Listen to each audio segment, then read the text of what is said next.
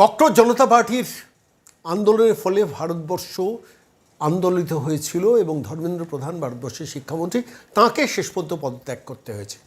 সারা ভারতবর্ষ উত্তাল হয়েছিল এবং প্রত্যেকটি শহরে সেই আন্দোলন ছড়িয়ে পড়েছিল। ককরোচ জনতা পার্টি একটা অসামান্য বিপ্লবী ভূমিকা পালন করেছেন, যার পাশে ভারতবর্ষের সমস্ত বিজেপি বাদে প্রায় সমস্ত বিরোধী রাজনৈতিক দল সমবেত হয়েছিলেন। এই পরিস্থিতির মধ্য দিয়েই শেষ পর্যন্ত নিট সংক্রান্ত দুর্নীতির পুরো ব্যাপারটা আপাত দৃষ্টিতে একটা জবনিকাপাত হয়েছিল।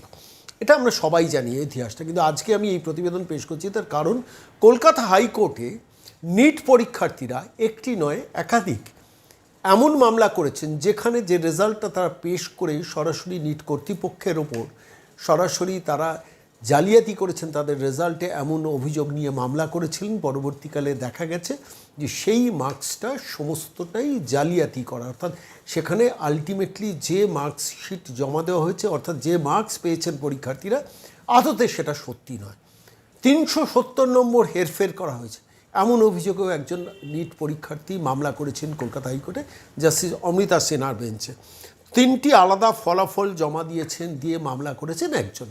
আইনজীবীরা তাদের হয়ে সওয়াল করেছেন, তারপর নিট কর্তৃপক্ষকে তার পার্টি করা হয়েছে, মামলার পার্টি করা হয়েছে এবং সেই মামলার পার্টি করার পর নিট কর্তৃপক্ষ যারা পরীক্ষা নিয়েছেন তারা শেষ পর্যন্ত কলকাতা হাইকোর্টে এসে জাস্টিস অমৃতা সিনহার বেঞ্চে এই তথ্য সাবমিট করেন, যেখানে দেখা যায় যে ফলাফলটা নিয়ে পরীক্ষার্থীরা মামলা করেছেন সেটা আদতে জাল, অর্থাৎ পরীক্ষার্থীরা জাল করেছেন। সেই জাল নিয়ে আবার স্পর্ধা এবং শক্তিটা দেখুন, যে সেইখানে মার্কশিটটা জাল করে আবার সেটা নিয়ে কলকাতা হাইকোর্টে গেছেন বিচার চাইতে। ভাবা যায় কি স্পর্ধা, কি ঔদ্ধত্য।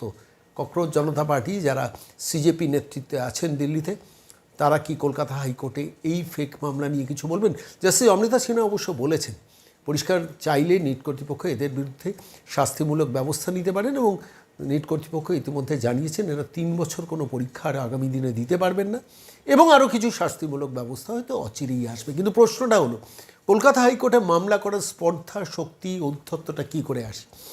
যে এমন কিছু মার্কস নিয়ে যে মার্কসটা আদতে জাল, 370 নম্বরে হেরফের করা।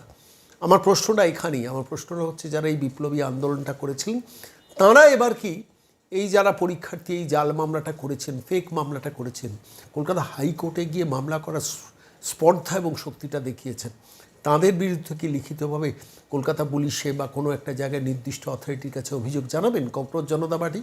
প্রশ্নটা থাকলেও কিন্তু প্রশ্নটা ভাবার মতো। জাস্টিস অমৃতা সিনহা বেঞ্চ সরাসরি বলে দিয়েছেন যে এরপর এদের বিরুদ্ধে দৃষ্টান্তমূলক শাস্তি দিতে পারবেন। 3 বছরের জন্য শাস্তি দিয়েছেন নিট কর্তৃপক্ষ, কেন? আজীবনের জন্য তারা যাতে আর নিট পরীক্ষা না দিতে পারেন তার ব্যবস্থা তো করা উচিত ছিল।